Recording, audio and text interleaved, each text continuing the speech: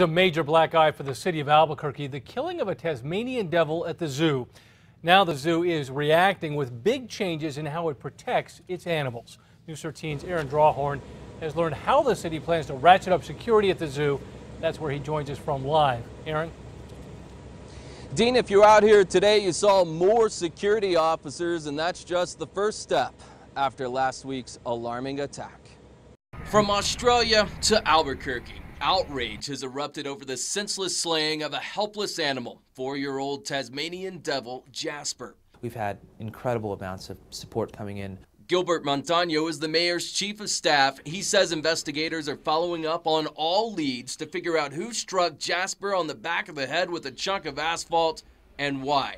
Jasper came from a sanctuary in Australia, making the Rio Grande Zoo one of only 2 in the U.S. with the endangered animal. It's going to be a robust, absolutely robust security enhancement. The zoo also wants to make sure something like this never happens again. Zoo security was beefed up last week after Jasper's death, and the city says more surveillance cameras will be added to fill in the blind spots at the zoo. It's something that we're looking at as very much a permanent fixture. I think we want to create as much of a deterrence for this type of ridiculous activity in the near future. This isn't the first security breach at the zoo. 4 years ago, college kids snuck in the middle of the night and took pictures with the giraffes.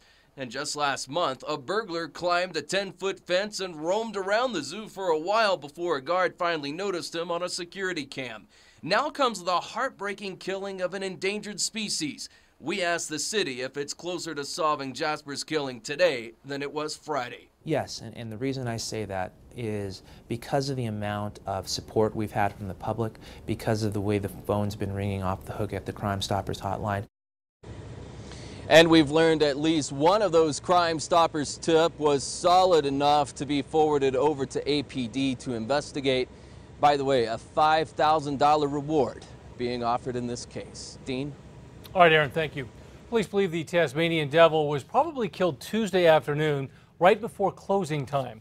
They say a camera caught 2 boys and a grown man leaving that area separately around that time.